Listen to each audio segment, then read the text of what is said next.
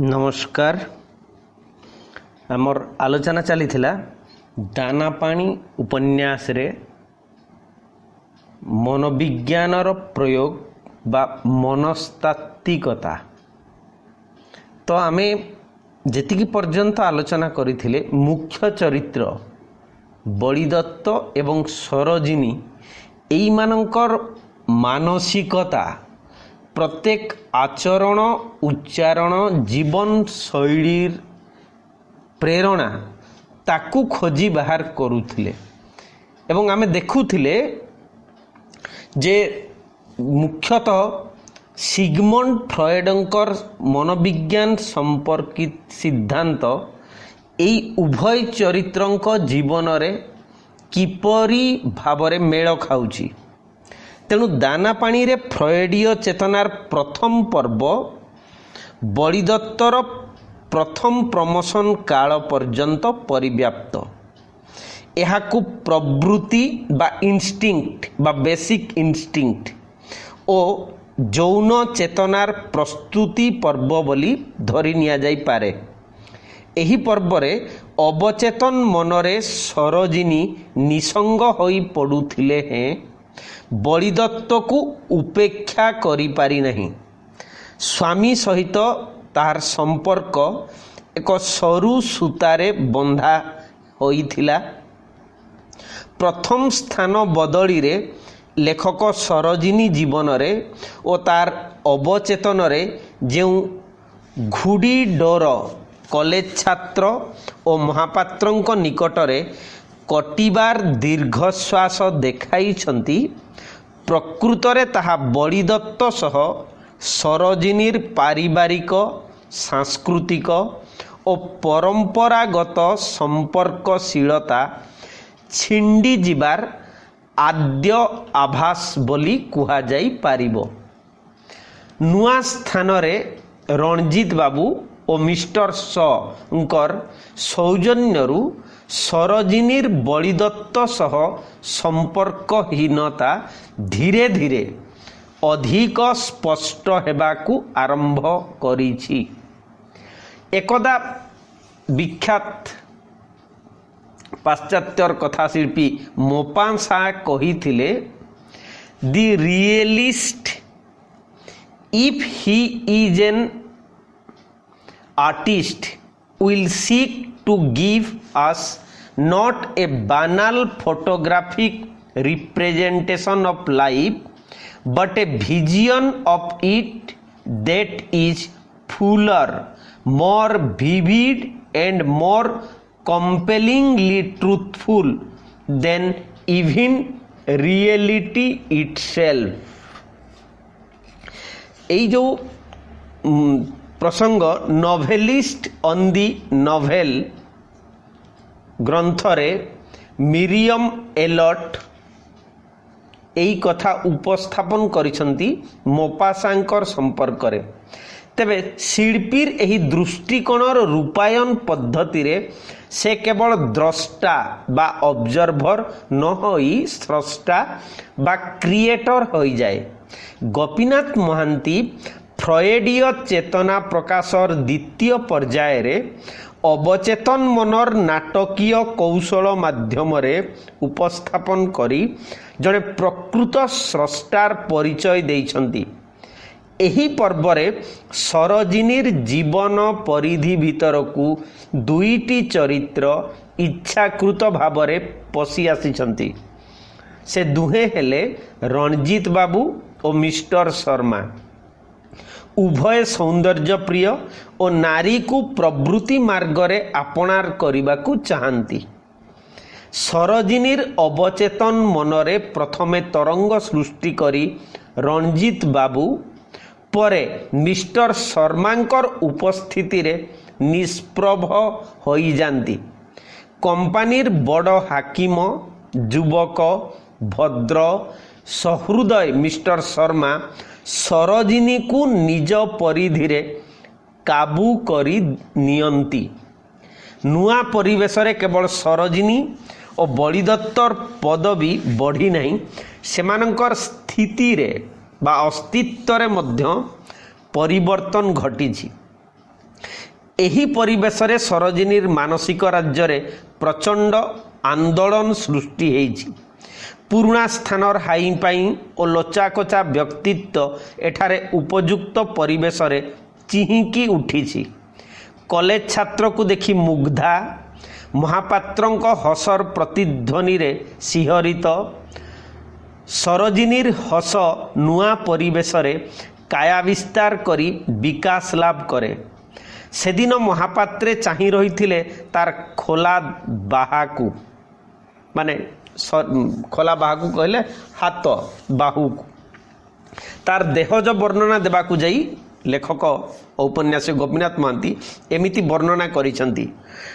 Pump ହୋଇଥିବା ସିଧା rubber tube, ନା ସାପ, ନା ଲତା, ନା ଗୋରା ତକ୍ ତକ୍ ଚମଡ଼ା, ତା ତଳେ କଞ୍ଚା ମାଂସ, ତାର ଛନ୍ଦରେ ବିଜୁଳି, ବାୟୁ ବ୍ୟୋମର ବ୍ୟବଧାନ ଭିତରେ ସେ ଖେଳାଏ ଚୁମ୍ବକୀ ତରଙ୍ଗ। ଦାନାପାଣି ପୃଷ୍ଠା 86। ପୁରୁଣା ସ୍ଥାନରେ ଦେହର ଫାଳକୁ ଭୋଜନର ନୈବେଦ୍ୟ କରି ଧରି ଠିଆ ହେଇଥିଲା ସରୋଜିନୀ, ମାତ୍ର ନିବେଦନ କରିପାରିନଥିଲା। ସେ ବାରମ୍ବାର ନିଜ ଅବଚେତନ ମନର ଦୁର୍ଗ ଭିତରକୁ ପରାହତ ସୈନିକ ପରି ଫେରି ଆସିଥିଲା। କିନ୍ତୁ ନୂଆ ସ୍ଥାନରେ ସରୋଜିନୀର ପ୍ରୀତିଭରା ପ୍ରବୃତ୍ତିକାମୀ ବ୍ୟକ୍ତିତ୍ୱ ଦୁର୍ଗରୁ ବାହାରି ସାପ ପରି ଗୁଡ଼େଇ ହୋଇଯାଇଛି। ସେତେବେଳର ତତଲା ସରୋଜିନୀ ଏଠାରେ ପରିତୃପ୍ତା, ଶୀତଳ। ମହାପାତ୍ରଙ୍କର ଅସ୍ୱାଭାବିକ ଭଦ୍ରତା ସରୋଜିନୀର ଅବଚେତନ ମନରେ ସେତେବେଳେ କେବଳ ତତଲା ବାମ୍ଫର କୁହୁଡ଼ି ସୃଷ୍ଟି କରିଥିଲା, ମାତ୍ର ଶାନ୍ତି ଆଣିଦେଇ ନଥିଲା। ମାତ୍ର ନୂଆ ପରିବେଶରେ କୁହୁଡ଼ି କଟିଯାଇ ସରୋଜିନୀ ଜୀବନକୁ ପରିଷ୍କାର ଦେଖିପାରିଲା। ତାର ଆକାଂକ୍ଷା ଓ ପ୍ରବୃତ୍ତିର ପୁରୁଣା ପୃଷ୍ଠଭୂମିରେ। ଲେଖକ ବଳିଦତ୍ତର ଚାକର ଟକା ହର୍ଷା ସହ ସମଲିଙ୍ଗୀ ଯୌନ ଆବେଗ ଓ ପରିତୃପ୍ତି ବା ହୋମୋସେକ୍ସୁଆଲିଟି ଦେଖାଇ ଗୋଟିଏ ପକ୍ଷରେ ବଳିଦତ୍ତର ଭିତିରି ମନକୁ ଯେପରି ଦେଖାଇଛନ୍ତି, ଅପର ପକ୍ଷରେ ସରୋଜିନୀର ମାନସିକ ଶୂନ୍ୟତା ଓ ବଳିଦତ୍ତ ଠାରୁ ତାହାର ମାନସିକ ଦୂରତା ଦେଖାଇ ନାରୀର ପ୍ରବୃତ୍ତି ଅନ୍ତରାଳରେ ଥିବା କାରଣ ଖୋଜିଛନ୍ତି। ବଳିଦତ୍ତ ତାହାର ଖର୍ବ ବ୍ୟକ୍ତିତ୍ୱ ଓ ଦେହ ଉପରେ ହୋଇଥିବା ଅତୀତର ଅତ୍ୟାଚାରକୁ ସ୍ମରଣ କରି ହର୍ଷାର ଦେହକୁ ମୋଡ଼ିମାଡ଼ି ଗୁଣ୍ଡା କରିଦେବାକୁ ଚାହେଁ।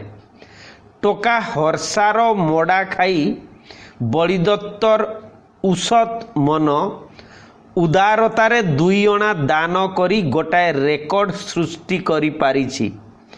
ବାହାରକୁ ବୁଲିଯିବାର ଆବଶ୍ୟକତା ଏ ଅବସ୍ଥାରେ ଖର୍ବ ବଳିଦତ୍ତ ଦେଖେ ନାହିଁ। ସମଲିଙ୍ଗୀ ପ୍ରେମରେ ମାନସିକ ଆନନ୍ଦ ପାଇଥିବା ବଳିଦତ୍ତର ନିଜ କଥାକୁ ଉପନ୍ୟାସରେ ଏହିପରି ପ୍ରକାଶ କରାଯାଇଛି।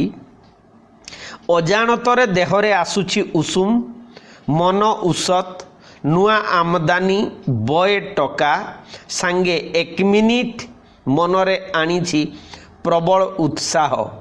ଏ ଗୋଟାଏ ନୂଆ ବ୍ୟକ୍ତିତ୍ୱ, ଯାହା ତାର ଦେହ ଖୋଳ ଭିତରେ ଓଲଟି ପଡ଼ି ନଚାକୋଚା ହୋଇ ଲୁଚିଥିଲା, ଉପଯୁକ୍ତ ପରିସ୍ଥିତି ପାଇ ଚିହିଁକି ଉଠିଛି। ଅତୀତର କ୍ରିୟା ପ୍ରତିକ୍ରିୟା ଯେଉଁ ସୂତ୍ରରେ ହିଂସାର ବଳି ମାଟି କାମୁଡ଼ି ପଡ଼ିଥାଏ, ପରେ ହିଂସ୍ରକ ହେବାକୁ ଆହତ ଆଘାତ ଦିଏ। ଜୀବନଯାକ ତାର ବ୍ୟକ୍ତିତ୍ୱକୁ ଲୋକେ ଫୁଲବମ କରି ନଚେଇଛନ୍ତି। ସବୁ ମଉଜ ତାହାରି ଉପରେ, ସେଇଟା କରେକ୍ସନ୍ ଟିକେ କରିବେ। ଜୀବନଯାକ ତାର ବ୍ୟକ୍ତିତ୍ୱକୁ ଲୋକେ ଫୁଲକମ କରି ନଚେଇଛନ୍ତି। ସବୁ ମଉଜ ତାହାରି ଉପରେ, ତାହାରି ଖର୍ଚ୍ଚରେ, କାରଣ ସେ ଖର୍ବ ସେ ଦୁର୍ବଳ। ପୃଷ୍ଠା ଦାନାପାଣି ପୃଷ୍ଠା 129। ଲେଖକଙ୍କର ବଳିଦତ୍ତର ଏହି ଅନାବିଷ୍କୃତ ଦିଗଟିକୁ ଉଦ୍ଘାଟନ କରିବାର ମୂଳ ଉଦ୍ଦେଶ୍ୟ ହେଉଛି ସରୋଜିନୀ ଓ ବଳିଦତ୍ତ ମଧ୍ୟରେ ପ୍ରବୃତ୍ତିଗତ ଭିନ୍ନତା ଦେଖାଇ ଦୁହିଁଙ୍କର ଅବଚେତନର ଅନ୍ଧାରୀ ଇଲାକାକୁ ଆଲୋକିତ କରିବା।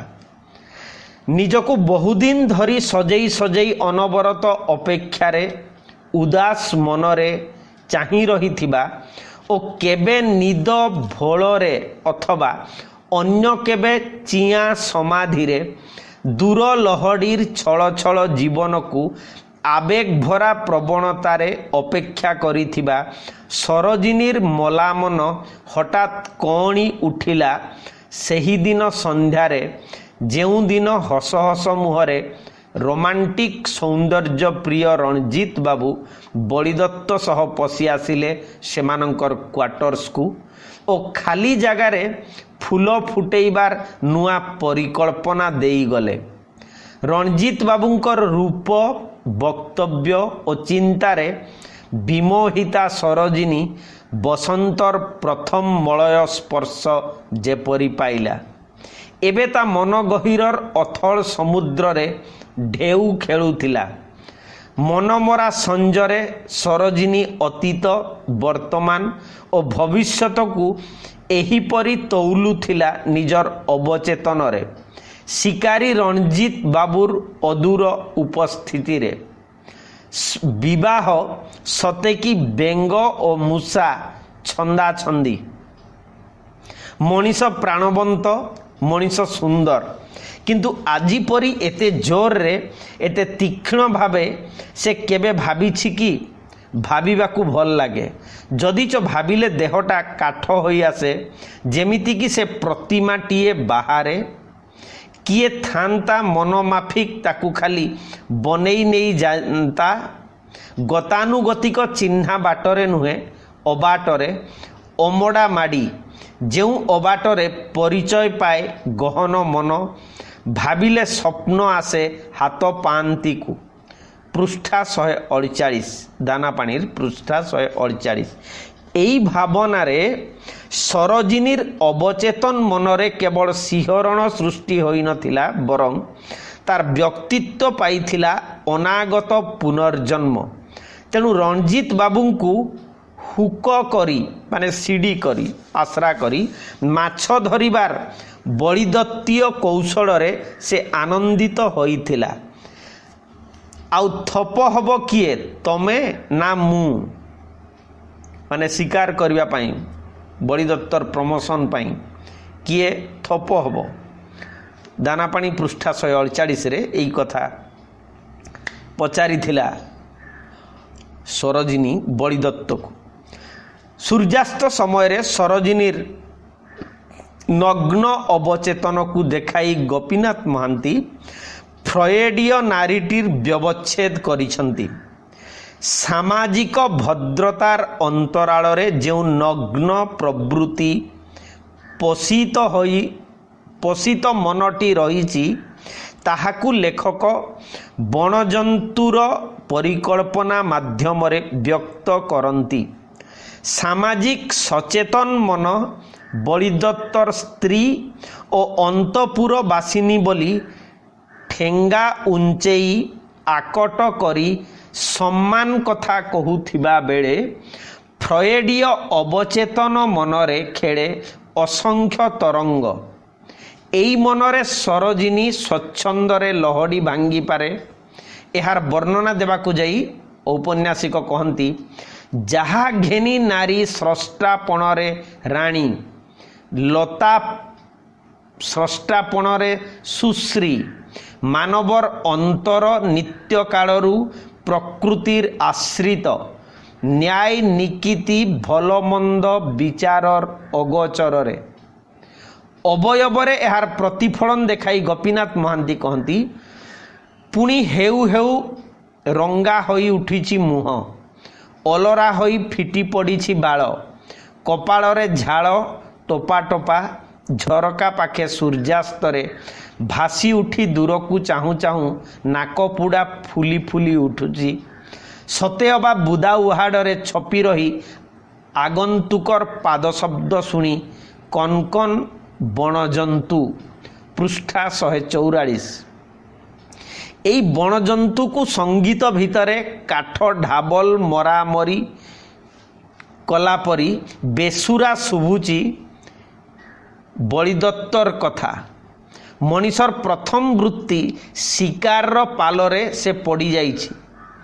ବଳିଦତ୍ତର ବ୍ୟସ୍ତତାରେ ନିଜର ସଫେଇ ଦେବାକୁ ଯାଇ ଯେତେବେଳେ ରଞ୍ଜିତ ବାବୁ କହିଛନ୍ତି, ମୋ କଥା ଛାଡ଼ନ୍ତୁ, ମୁଁ ଚାହେଁ କେବଳ ଦିନ କଟେଇବାକୁ, ସୌନ୍ଦର୍ଯ୍ୟକୁ ପୂଜା କରେ, ଫୁର୍ତ୍ତି ଭଲ ପାଏ, ଆନନ୍ଦ ମୋର ଦେବତା, ପ୍ରମୋସନ୍ ବିଷୟରେ ଇଣ୍ଟରେଷ୍ଟେଡ୍ ନୁହେଁ ମୋଟେ। ବ୍ୟସ୍ତ ହେଇ ପଡ଼ିଲେ ଯେ ବଳିଦତ୍ତ ବାବୁ, କ'ଣ ଘରକୁ ବର ଆସିଛି? ଦାନାପାଣି ପୃଷ୍ଠା 147। ସେତେବେଳେ ସରୋଜିନୀର ଅବଚେତନରେ ଏତେ ଦିନର ପ୍ରତୀକ୍ଷିତ ରାଜପୁରୁଷ ବା ରାଜକୁମାର ସତେ ଯେପରି ଆସିଛି ପରି ମନେ ହୋଇଛି। ବସ୍ତୁବାଦୀ ଭାବନା ପରିବର୍ତ୍ତେ ରୋମାଣ୍ଟିକ୍ ଆବେଗର ମୂର୍ତ୍ତିମନ୍ତ ମନ ସେ ରଞ୍ଜିତ ବାବୁଙ୍କଠାରେ ଲକ୍ଷ୍ୟ କରିଛି ଓ ଏତେ ଦିନରେ ନିଜ ମନର ପ୍ରତିରୂପ ମନଟିଏ ଠାବ କରିଥିବାର ଆନନ୍ଦରେ ଶିହରିତ ହୋଇ ଉଠିଛି। ପୁଣି ବଳିଦତ୍ତର ପ୍ରଶଂସାରେ ଏ ମନ ସହିତ ସମ୍ବନ୍ଧ ଯୋଡ଼ିବାର ପଥ ଅଧିକ ପ୍ରଶସ୍ତ ହୋଇଯାଇଛି। ଅମଡ଼ା ବାଟରେ ମାଡ଼ିଯିବାର ଉଜ୍ଜଳ ଭବିଷ୍ୟତରେ ସରୋଜିନୀର ଅବଚେତନ ମନ ଅଧୀର ହୋଇ ପଡ଼ିଛି। ଗୋପୀନାଥ ମହାନ୍ତି ସୂଚନାଧର୍ମୀ ସାଙ୍କେତିକ ପରିବେଶ ମାଧ୍ୟମରେ ସରୋଜିନୀ ଓ ରଣଜିତର ପଶୁ ପ୍ରବୃତ୍ତିକୁ ସମ୍ପର୍କିତ କରନ୍ତି।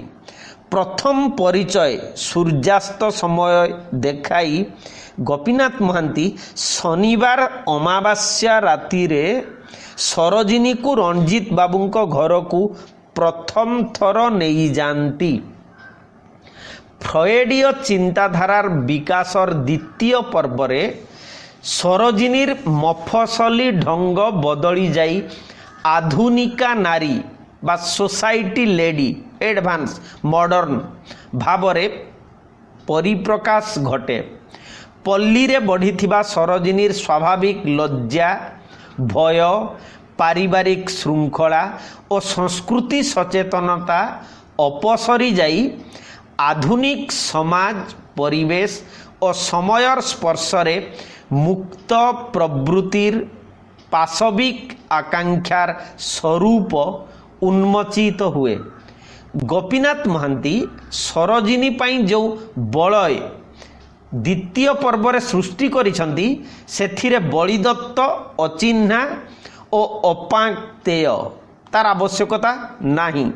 ତେଣୁ ଚାକିରିକୁ ଜୀବନର ଧର୍ମକ୍ଷେତ୍ର କୁରୁକ୍ଷେତ୍ର ଭାବରେ ଭାବୁଥିବା ବଳିଦତ୍ତ ଅତୀତର ବାପର ସନାତନ ଉପଦେଶକୁ ଚିନ୍ତା କରି ଆନନ୍ଦ ପାଇଁ ଜୀବନର ସୃଷ୍ଟି ବୋଲି ସ୍ମରଣକୁ ଆଣେ। ଆଧୁନିକା ସରୋଜିନୀ ସହ ପାଦ ମିଳେଇ ଚାଲି ନପାରି ବଳିଦତ୍ତ ଅତୀତକୁ ଝୁରି ହୁଏ।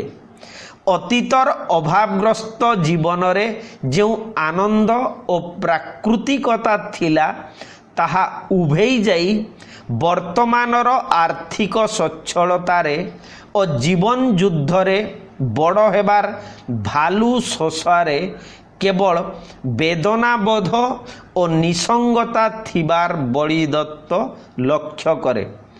ତାହାର এই ଚିନ୍ତାର ପ୍ରକାଶ ଘଟେ ସରୋଜିନୀର ସମ୍ମୋହିତା ରୂପର ପ୍ରସ୍ତୁତିରୁ। ରଞ୍ଜିତ ବାବୁଙ୍କ ଘରକୁ ଯିବା ପାଇଁ ପ୍ରଯତ୍ନ ପ୍ରସାଧନରୁ। ଔପନ୍ୟାସିକ ଗୋପୀନାଥ ମହାନ୍ତି ଗୋଟିଏ ଚିତ୍ରରୁ ଜୀବନର ବିଭିନ୍ନ ଦିଗର ଗଭୀରତା ମାପି ବସନ୍ତି ଓ ଚରିତ୍ରର ମାନସିକ ଦୂରତ୍ୱକୁ ଦେଖାଇ ଦିଅନ୍ତି। ସରୋଜିନୀକୁ ପ୍ରବୃତ୍ତିକାମୀ ନାରୀ ଭାବରେ ଉପଜୀବ୍ୟ କରି ଗୋପୀନାଥ ତାହାର ଭାବ ଓ ଆଚରଣରୁ ଜୀବନ ସମ୍ପର୍କରେ ସମ୍ପୃକ୍ତ ଚରିତ୍ରର ଲକ୍ଷ୍ୟ କ'ଣ तार सूचना दियंती। दिन 2टारू बलिदत्त ऑफिसरू फेरिबा पर्यंत दीर्घ समयर प्रसाधन रे सरोजिनी काती छड़ा पिला साप परी देखा जाए। झियो दिनर अतीत को मने पकाई सेहीपरी से निजकू सजेइछि रंजीत बाबूंको घर को बुली जिबार प्रथम राति रे एक सतेज दरफुटा पद्म फूल परी सरोजिनी मने हुए बलिदत्तर आखिरे। अपर पक्षरे जेते चेष्टा कले मध्य से सरोजिनीर पाख पहुँची पारे नहीं।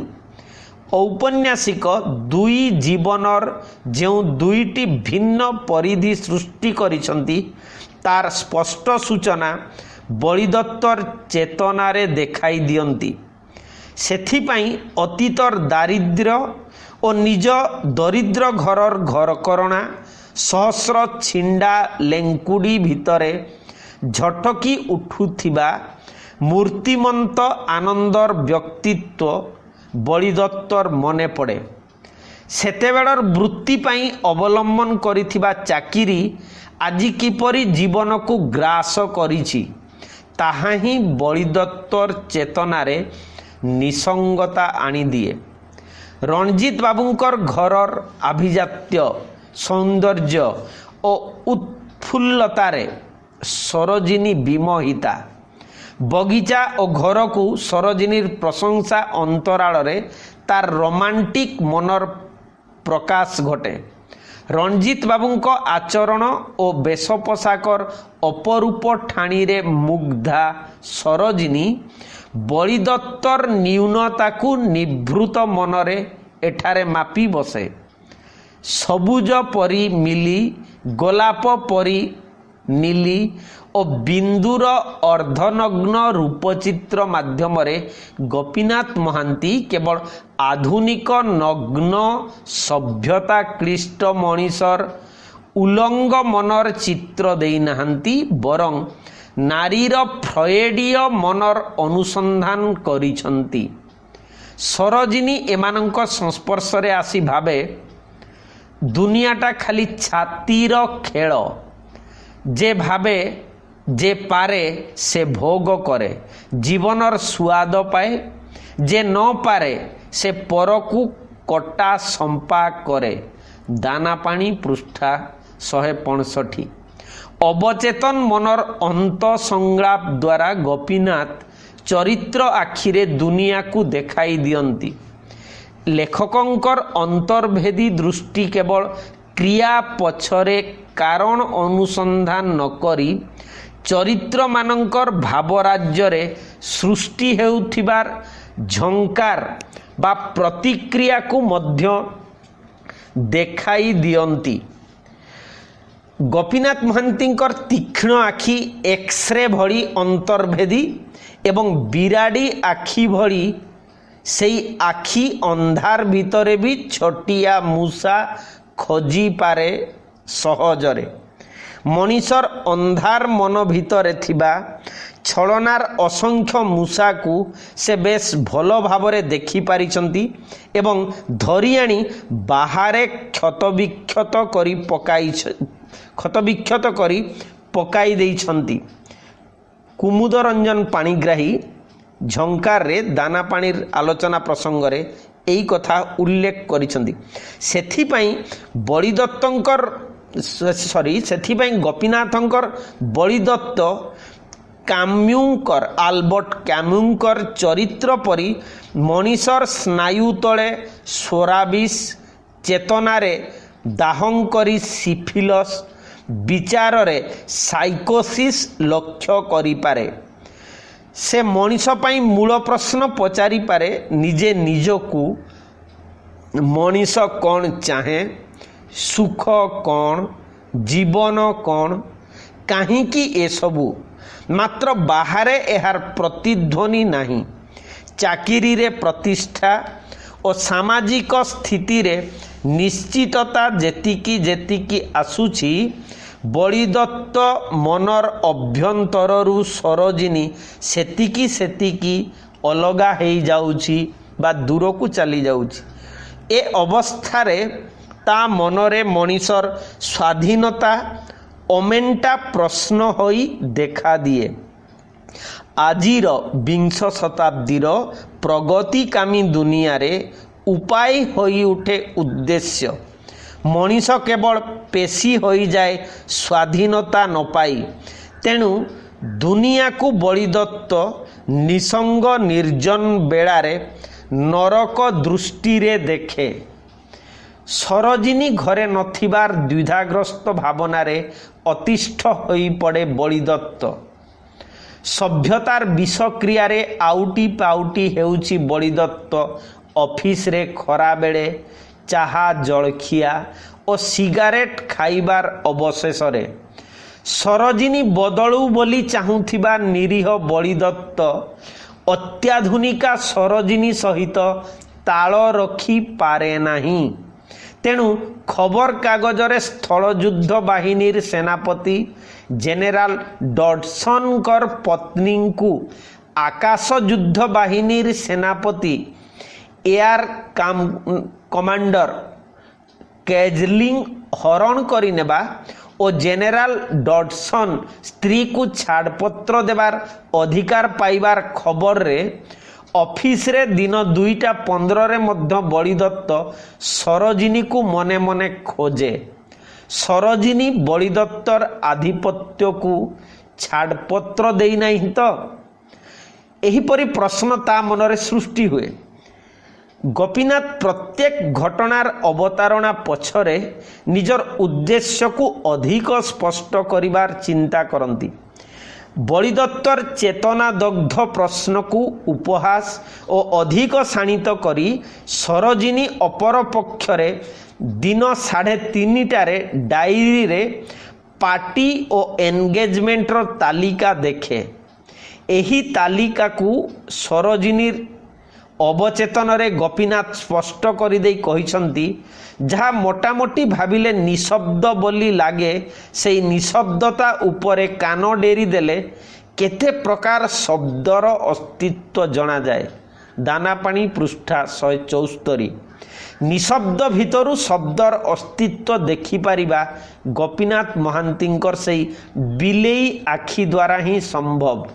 दिन 3:45 मिनिट्रे रथरे राजाराणी जीवा परी रणजीत बाबूंको सह सरोजिनी मोटर रे आउटिंग पाई बाहरी जाए। अथच एही यात्रा पूर्वरु सरोजिनीर अवचेतन रे बलिदत्तर चिंता हेउची एक छेड़ीर चिंता। रणजीत बाबू, नरेंद्र यादव, मिस्टर त्रिपाठी प्रभृति विभिन्न बंधु मानकर मानदंड रे सरोजिनी बलिदत्त को केवल एक निरीह छेड़ी बोली भावे। गोपीनाथ महांती छेड़ी परी एक फ्रॉयडीय प्रतीक माध्यम रे चरित्र मानकर मानसिकतार दूरत्व देखाइबार प्रयास करिसंती। लेखकंकर उपलब्धि और उपस्थापना बेस कलात्मक भावरे प्रकाश करती। ए संपर्क रे समालोचक डॉक्टर खगेश्वर महापात्र कहती, किछि लेखकंकर उपलब्धि रे संकीर्णता बा अभाव थिले हैं सुंदर भावरे भाषा और शैली उद्योगरे उपस्थापन करि पारिछंती। केही सठिक उपलब्धि किंबा सम्यक उपस्थापना करि पारि नाहंती। अवशिष्ट अल्प संख्यक लेखक उभय उपलब्धि एवं उपस्थापन सिद्धिलाभ करिथांती। आमे देखुचे खगेश्वर महापात्र प्रेमचंद और ओडिया उपन्यास प्रसंग रे आलोचना कला बेले से गोपीनाथ महांती प्रसंग रे एई कथा उल्लेख करिसंती। तेणु मनीषर स्वाभाविक दुर्बल चेतनारू जेउ केतेक स्रष्टा मानविक आशा और आकांक्षार सौंदर्यमय रूपचित्र उपस्थापनारे दक्ष और जीवन को तन्न तन्न विश्लेषण करिबारे सिद्धहस्त गोपीनाथ सेई मानक मध्यरे अन्यतम। मिस्टर शंक परे मिस्टर शर्मा कंपानीर बड़ ऑफिसर होई आसंती। मिस्टर शंकर द्विधाछन्न व्यक्तित्व गंभीरता और हृदयहीन आचरण बलिदत्त पई आशंकार कारण थिला। हेउ पछे निर्दय दोरा पई भिन्न टोकेई टोकेई कमला लेंबू कांदी कांदी पाचिला कदली केतोटी हांडी मुंडा छेनारे डीपुर कार्य तदारक करि पारिथिबा मिस्टर स हृदयहीन भावरे तलिया कर्मचारी मत को और प्रशंसा को शाणित दृष्टि रे विरोध करी निजर विशेषत्व आधिपत्य जाहिर करुथिले। जंत्र मनीष मिस्टर शंकर उक्ति थिला आमे कंपनीर ऑफिसर आमे जंत्र आमर काम संगे संबंध हृदय संगे नुहे। कंपनीर क्रेन आमे कंपनीर क्रेन देखिना इंजिन बॉयलर आउ किछि आमे सेई जंत्र बिगिड़िले तमे कहबो हृदय नुहे इडियट। अरे आमे छुरी जे आमको जेमिति कामरे लगेइबो किए कहबो घास काट किए कहबो तंटी काट। आमे पाग होइथिबा काठ खरारे तातिबु नाही पानी रे फुलिबु नाही। एठी हृदय कौन दाना पानी पृष्ठा 180। तेणु जंत्र मनीष मिस्टर स अतीत को महुरी शब्द माध्यम रोमंथन करती। गार निरुद्वेग जीवन यात्रार शांत प्रकृति सहरर मापचुपा जीवनर प्रतिरोधी शक्ति भावरे दंडायमान। गाँर जीवन सहरर परी संदेहर काकड़ी नुहे। सरल परिष्कार आंतरिकतार प्राण प्राचुर्य परिपूर्ण मफसलर जीवन शांतिदायी संस्कृति धर्मी। आजिर शहरी जीवन परी छंदहीन छलना प्रवण नुहे। निज सफलता पई अन्य को आहत करी उपरकू उठिबार हीन उद्देश्य गाँरे नाही। विभागर रसणीर महुरी बाजार स्वररू अतीतर आवेग प्रवण जीवनर स्मृति उंकी मारिछि मिस्टर शंकर पारिवारिक जीवन रे संघर्ष और हताशार कारण हेउछि स्त्री और पुरुष मध्यरे जीवन प्रति भिन्न भिन्न आवेदन भिन्न भिन्न दृष्टिकोण। मिस्टर स वृष जातीय पुरुष मात्र सुलेखा तन्वी संगीत निपुणा कवि भावुका और स्वाधीनता प्रवणा। तेणु स्वंकर यौन क्षुधा परितृप्त होई पारे नाही और एथिरु पारिवारिक अशांतिर विषमंजी बिछेई हेई पड़े। ऑफिसर अधस्तन कर्मचारी माने सुलेखार प्रतिनिधित्व करती।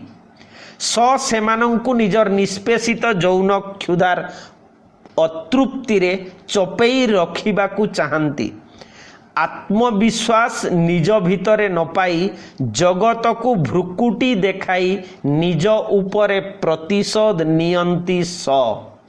कार्यकुशल दक्ष दुर्धर्ष स्ट्रीम रोलर मिस्टर शंकर जीवनर इति कथा को गोपीनाथ महांती मात्र केतेक पृष्ठारे विवाह रसणीर महुरी बाजार स्वर को आधार करी व्यक्त करिसंती।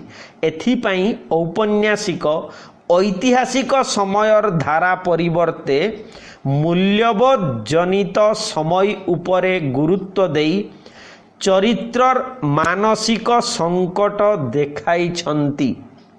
अपर पक्षरे मिस्टर शर्मांकर आविर्भाव मिस्टर शंकर जीवन और चालीचलनीर विरोधी शक्ति भावरे मने हुए। निज भितरे संतुड़ी हेउथिबा मिस्टर शंकर कहानी थिला एकांत व्यक्तिगत। ताहार प्रभाव केवल ऑफिसर कर्मचारी उपरे परोक्ष भावरे प्रतिफलित हेउतिला। मात्र मिस्टर शर्मांकर परिवेश जीवन प्रति दृष्टिभंगी और आचरणर छाई कर्मचारींकर घर भितरे पड़िला। टोका लोक भद्र परर हृदय जानुथिबा मिस्टर शर्मा को सरोजिनी घर को डाकी आनिबाकू बलिदत्त को कहे। एठारे फ्रॉयडीय चिंताधारा दाना पानीर प्रश्न सहित जोड़ी होई जाए। बलिदत्त निजर अस्तित्व बा संस्थिति पाई और बड़ साहेब हेबार स्वप्न सरोजिनी रोमांटिक भावविलासी जौन विक्षुब्ध मन सह संपर्क रक्षा करी ऊपर को उठे। दुईटी अलगा अलगा उद्देश्य एक उपाय मार्गरे सिद्धि पाई आगभर हुअंती। आज एतिकी थाउ, परवर्ती क्लास रे पुणी आलोचना करिबा एई मानकर अन्य घटना अन्य प्रसंग फ्रॉयडियर चिंताधारा रे बा मनस्तात्विक विश्लेषण एई चरित्रर कमेंट रे लिखिबे जदि भल लागुची किंबा जदि भल लागु नहीं बा आउ कोन करा जाई परिबो ए संपर्क रे। किंतु खूब चमत्कार मनीष जीवनर गहन रहस्य को बुझिबा पाई ए उपन्यास खूब भल। धन्यवाद।